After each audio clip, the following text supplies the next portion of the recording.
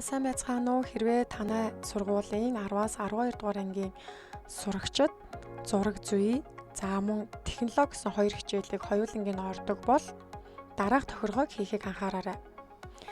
SSS дизайн зураг зүй технологи гэсэн хичээл татагддаг. Үүн дээрээ зураг зүй ордог багш нарыгаа тохируулж өгнө гэсэн үг.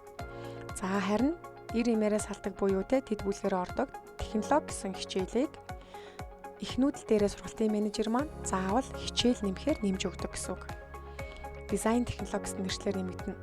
Эхлээд менежер маань хичээлийн нэр зэс рүү ороод зөвхөн ахлах анги дээр энэ тохиргоо хийх учраас бүрэн дунд боловсролоо сонгоод тэгэхээр үүн дээр дизайн технологи хичээл нэмэх гэдэг автоматар гарч ирээд үүн дээрээ дарахад эхлээ 10 дугаар анги дээр нэмж байгаа учраас хадгалах төвчлөрийг дарна. Би тухайн бүртгэлийг хичээлийг нэмчихсэн учраас бол хичээл бүртгэлтэй байна гэдэг мэдээлэл гарч ирж байна. Ингээд тус бүрчлэн 11 дугаар ангиа сонгоод дизайн технологи хичээл нэмэхгээ хадгалах төвчлөр дарна. Мөн 12 дугаар ангиа сонгоод дизайн технологи хичээл нэмэхгээ хадгалах төвчлөрөө тус бүрчлэн анги болгон дээрээ нэмж өгнө. Үүний дараагаар багш зэс рүүгээ ороод багш нар зэс рүүгээ орсны дараагаар тухайн дизайн технологи буюу дэд бүлгээр ордог 90 имээр нь ордог 2 багш дээрээ хоёулан дээр нь энэ дизайн технологи гэдэг хичээлийг заана гэж тохируулж өгөх шаардлагатай. Ингээд тухайн технологийнхаа багшийн нэрний ард талд юм үзэгний зураг байгаа. Үүн дээр дараад сургалтын мэдээлэл рүү ороод анхаарах зүйл бол бүрэн дунд боловсрол гэсэн энэ хөтөлбөрийн түвшин маань заавал идэвхтэй буюу чек гэсэн байх ёстойг анхаараарай. Хэрвээ чекгүй бол үүнийг чеклээд хадгалах төвчлөр дарах ёстой.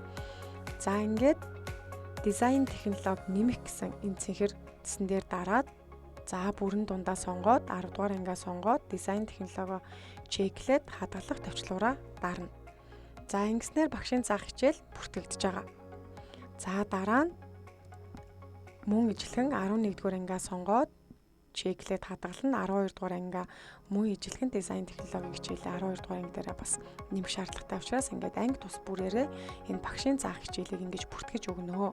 Сая бол аз жаргал буюу эмэгтэй технологийн багш дээрээ бүртгэж өгсөн бол одоо та нар маань эрэгтэй технологийн багш дээрээ бас бүртгэж өгөх шаардлагатай шүү. Ингээд үүний дараагаар менежер маань хичээлийн тохиргоог менежерээс хийх, эсвэл анги удирдсан багш хичээлийн тохиргоог хийхэд тухайн дизайн технологи дээр нь таны бүртгэж өгсөн 2 багшийн нэр нь гарч ирэх болно. Анхаарал хандуулсанд баярлалаа.